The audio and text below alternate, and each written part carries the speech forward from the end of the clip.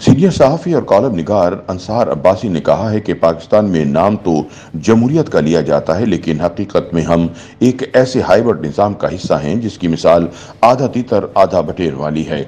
यहाँ एक लाडला माजी में था, एक के साथ आजकल लाडले जैसा सलूक किया जा रहा है, और एक है जो लाडला बनने की जुस्तजू में है और लाडला ना बनाए जाने पर खफगी दिखा रहा है। ये पाकिस्तान की सियासत का वो अलमिया है जो ना ख़त्म होने का नाम ले रहा है, ना लाडला बनने की रेस थम रही है और ना ही लाडला बनाने वालों का तरीक़ेकार बदल रहा है। अपने एक कॉलम में अंसार अब्बासी लिखते हैं कि पाकिस्तान में असल लड़ाई इख्तियार और ताकत की है। जो आज के लाडले हों, माजी के या लाडला बनने की ख्वाहिश रखते हों, सब ने और उनके बड़ों ने ये लड़ाई हमेशा हारी है।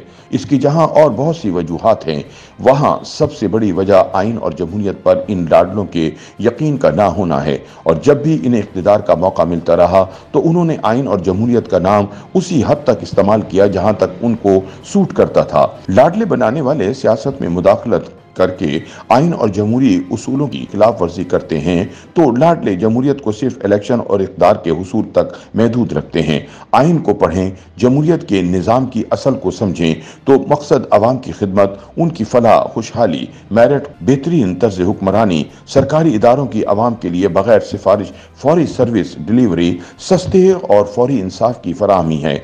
यानी एक ऐसे निज़ाम का क़याम जिसका मकसद अवाम को रोज़गार, बुनियादी सहूलतें, तालीम और सेहत सब कुछ मुहैया करना हो। जितने इदारे बनाए जाते हैं, सबका मकसद मुल्क और अवाम की खिदमत है। अब अपने आप को देखें तो जमहूरियत इलेक्शन के सिवा कुछ नहीं।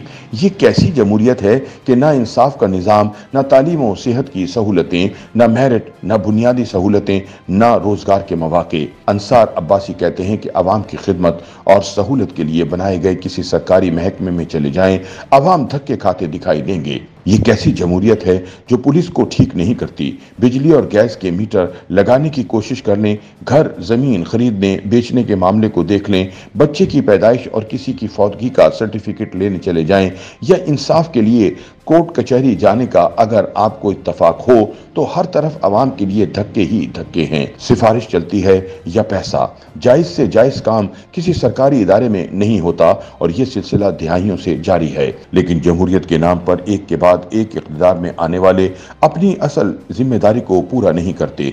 बस एक रेस है लाडला बनने की और लाडला बने रहने की।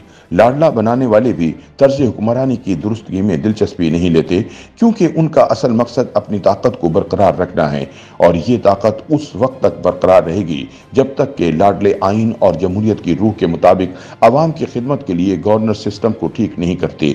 ऐसा गवर्नर सिस्टम जिसका मकसद सिर्फ और सिर्फ अवाम की फलाह, उनकी खिदमत, उनके लिए सहूलतों की फराहमी और तमाम बुनियादी ज़रूरियात का आसानी से मुहैया किया जाना है। ये कुछ भी पाकिस्तान में नहीं होता। अंसार अब्बासी के मुताबिक हमें जिस जमहूरियत का सबक पढ़ाया जाता है वो सिर्फ इलेक्शन और वोटों तक महदूद है।